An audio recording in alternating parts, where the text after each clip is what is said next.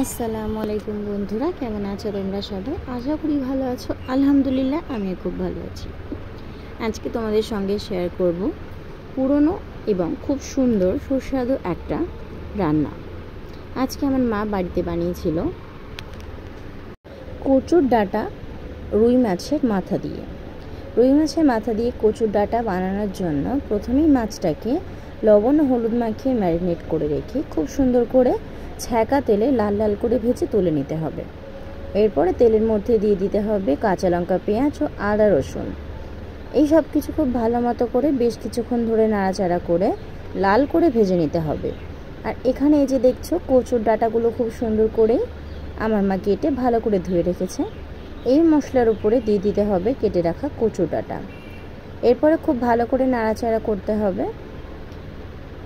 উপর দিকের গুলো নিচে এবং নিচের মশলাগুলো উপরে তুলে দিয়ে এটাকে কিছুক্ষণের জন্য ঢাকা দিয়ে রাখতে হবে। ঢাকা দেওয়ার আগে অবশ্যই তোমরা লবণটা দিয়ে দেবে। লবণ দেওয়ার পর নাড়াচাড়া করে তারপর কিন্তু এটাকে সেদ্ধ করার জন্য রেখে দিতে হবে। আগের থেকে দেখছো অনেকটাই কিন্তু ডাঁটাটা সেদ্ধ হয়ে এসেছে।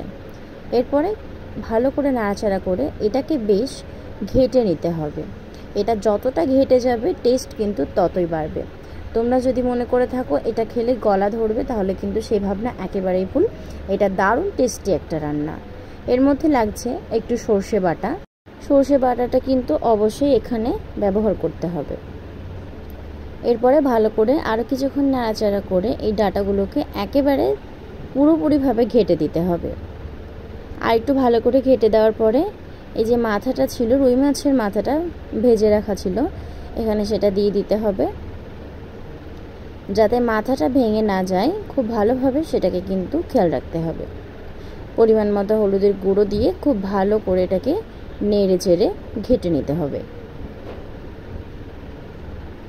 এটাকে খুব ভালো করে কিন্তু ঘেঁটে তারপরে কিন্তু এর গায়ের থেকে রসটা যখন একেবারে শুকিয়ে যাবে সেই পর্যন্ত আমাদের একটু অপেক্ষা করতে হবে। যতক্ষণ না সেটা হচ্ছে এইভাবে কিন্তু নাড়তে থাকতে হবে। দেখতে পাচ্ছ আগে থেকে কিন্তু অনেকটাই রসটা শুকিয়ে এসেছে। মাথাটা কিন্তু এখনও পর্যন্ত সেইভাবেই আছে। এবার এটাকে আরও কিছুক্ষণ ভালো করে নাড়াচাড়া করে নামিয়ে নেব। তোমরা যারা এই কচুর ডাঁটা এখনও অবধি খাওনি তারা অবশ্যই একবার ট্রাই করবে। আর এর সঙ্গে যদি গরম ভাতে হয় এক ফালি গন্ধরাজ লেবু কিংবা ভাতে খাওয়া লেবু, তাহলে কিন্তু একেবারে জমে যাবে। অবশ্যই একবার ট্রাই করে দেখো, এটা কিন্তু দারুণ লাগবে। আজকে আমাদের এখানে শেষ করছি। খোদা হাফিজ।